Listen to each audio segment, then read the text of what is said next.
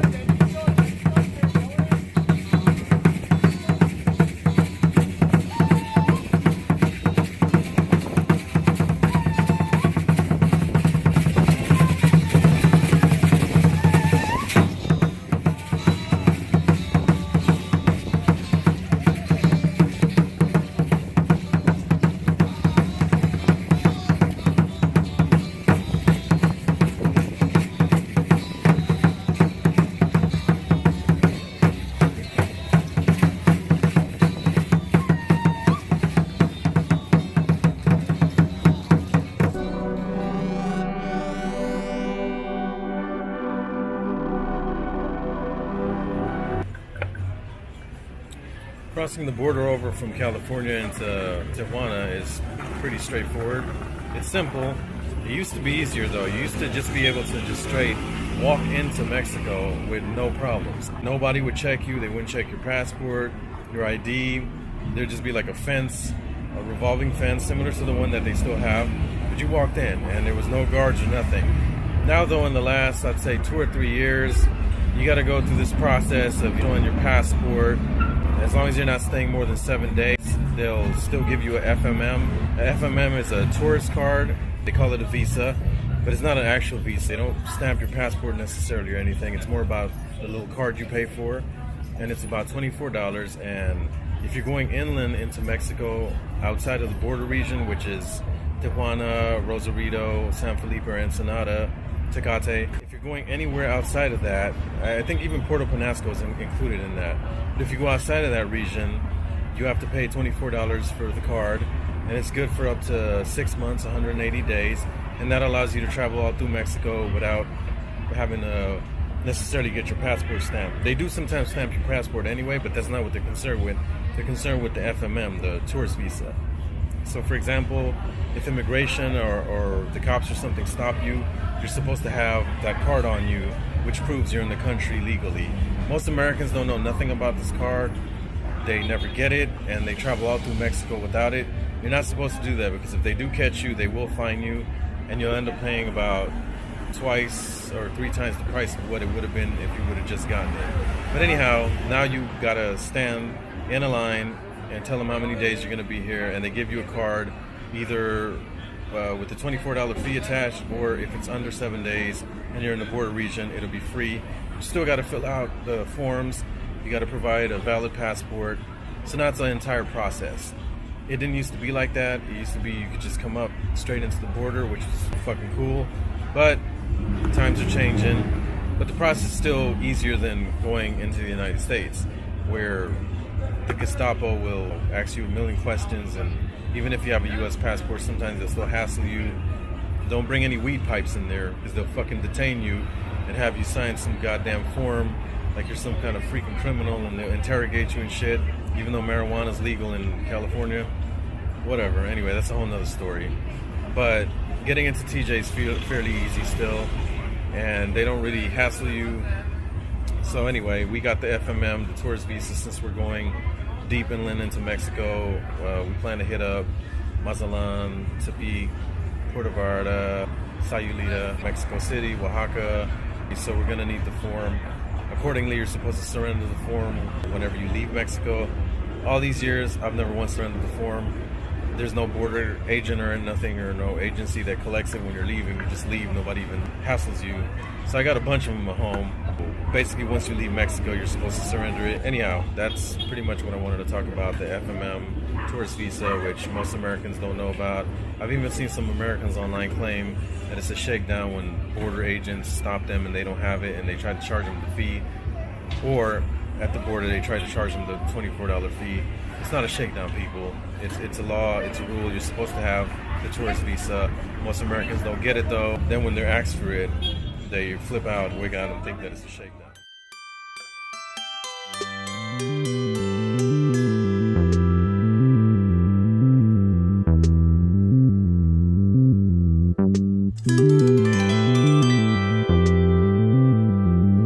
So here in TJ, Casa Cacao, one of my favorite breakfast spots. They also serve dinner. Basically, they make traditional Oaxacan fare that's organic with natural ingredients, but the mole here is bomb. That's it. Mole chicken tamales are the shit. So are the gorditas. I mean, we pretty much tried everything on the menu, and it's really good food at a really affordable price. And they also make hot chocolate straight from the cacao beans, of course, henceforth the name. And their coffee's really good, coffee de olla. Anyway, I highly recommend this place. I spend way too much money and way too much time in here every time I come here, but it's well worth it to me. I highly recommend it. Check it out if you're ever in TJ.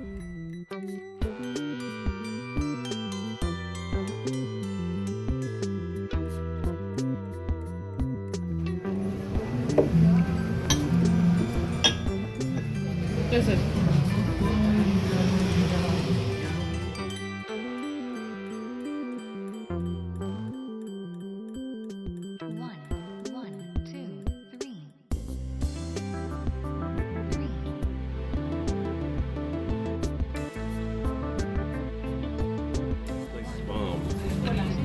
Let's try their mole tamale.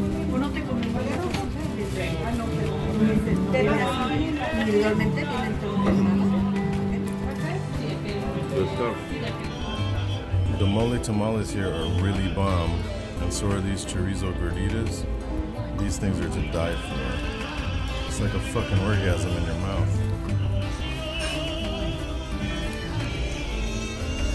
Look at that goodness. Put your back into it, Dr. Simi.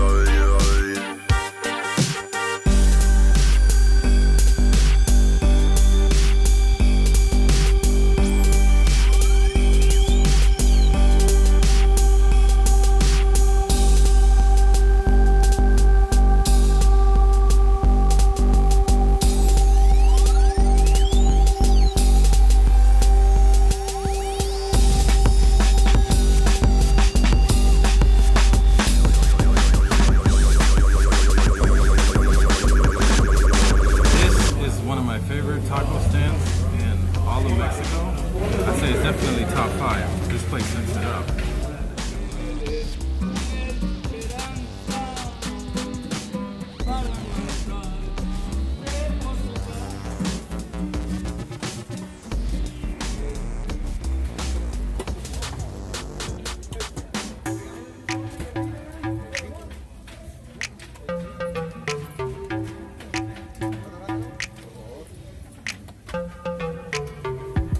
Plus, when you have a long night at the brothels,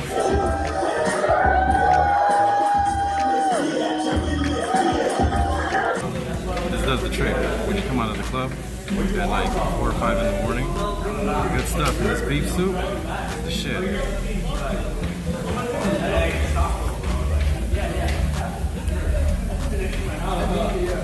Good shit. Make the best asada tacos, pastor, all that good stuff. I highly recommend it. I don't even know the name of the fucking place, but it's in the La Cojila, in the prostitute area, Red Light District, in Tijuana.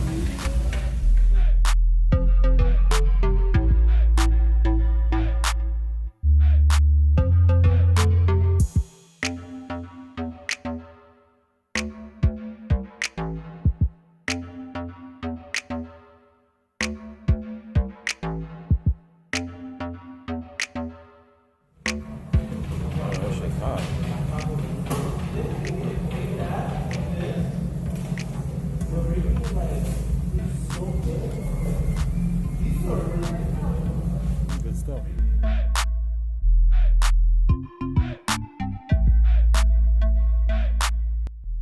TJ's changed a lot since I was last here. That's one thing, I love Tijuana. It's a very cool town. I like the edginess, I like the energy of the city. I like that it hasn't been super gentrified yet, even though I see that coming. I like the underbelly, the seediness of it. Not all the sketchy shit, but it adds a certain realness and grittiness to the city that LA has that I really dig, that scares a lot of other people. But I love it here. I love the different food spots, which is constantly changing. There could be like a really good restaurant you like, or a club you really like, and it's here today, and then like in a week or two it's gone.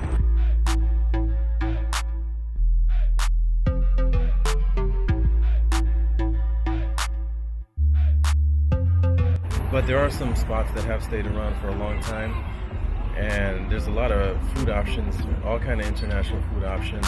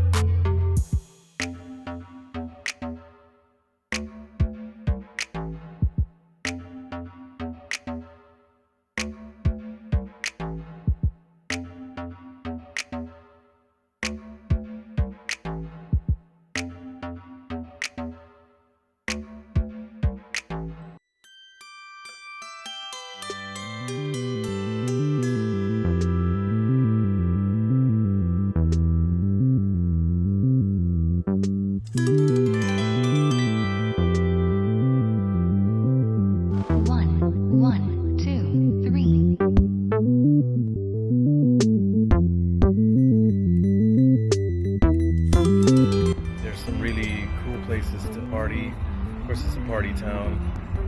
The fucking brothels here are second to none. The whorehouses are second to none.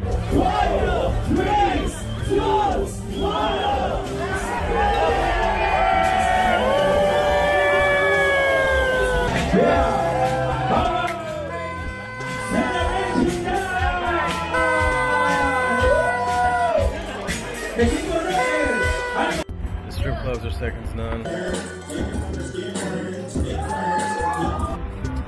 The tacos have some of my best taco spots in all of Mexico, all of California actually.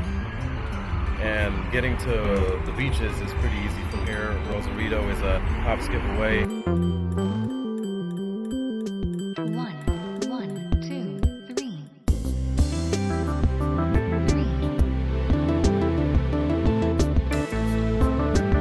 Getting there on a route taxi, super cheap and convenient.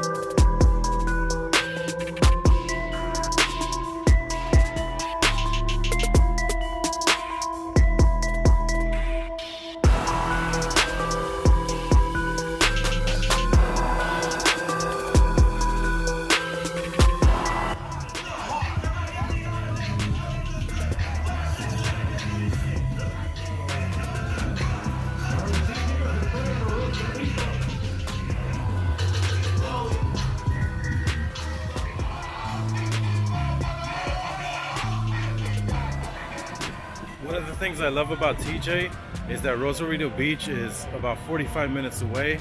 This is one of my favorite beaches in Mexico. Not because it's necessarily the prettiest. I mean, it is a good looking beach, but I like the liveliness of the beach. And it's only about 45 minutes away from TJ. And if you take a route taxi, it only costs about $1.30, somewhere around there. So it's not expensive to get here at all. Out of all my years of visiting Mexico, I've never once driven in Mexico. I always take public transportation, taxis. I've flown, of course, inside the country. But it's really easy to take a route taxi from Tijuana over here to Rosarito.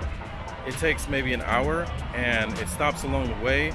Pretty much you let the taxi driver know where you want to get off. It's not like a traditional taxi where you have it all to yourself. It picks other passengers up along the way. There's a lot of these in Nicaragua and Guatemala and other places like that. So it's a really convenient way to get here without having to, drop a huge chunk of change, rent a car, or have to deal with the hassle of driving to get here. As you can see, it's pretty lively today here at Rosarito. It's a Saturday, so I'm gonna go have a cold beer and get my chill on.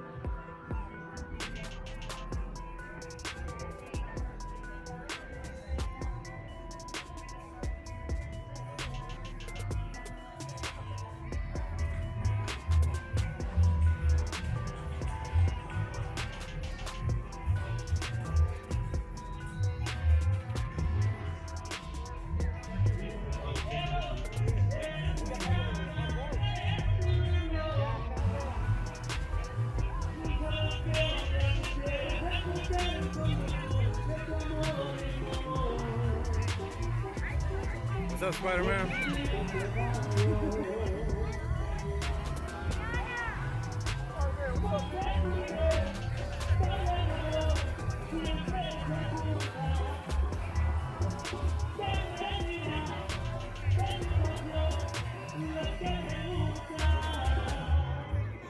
Chupa el mango, lo tira el mango, y soy un mango, y soy un mango.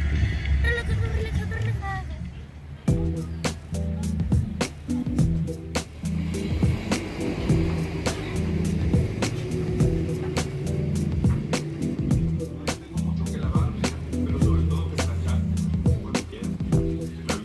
Okay. Look at that. Look at that. That's good. Good stuff. And Ensenada's like 2 hours away on bus, or you could drive there and get there even quicker. But anyhow, TJ's a really cool city. San Diego's right there, so it's easy to go back and forth. I love it here. And we'll be heading out in a few days to Mazatlan on the bus. And from Mazatlan, after we spend a few days there, we'll go to Tepic. And then from there, we'll take a bus over to Puerto Vallarta. And then either we're gonna hit up Guadalajara before we get to Mexico City, or go directly to Mexico City. We haven't figured it out yet. We're kind of winging a lot of shit, but it's gonna be an adventure, and I'm looking forward to it. I'll be updating the trip as I go along and documenting what's what. So you'll be on the journey with me.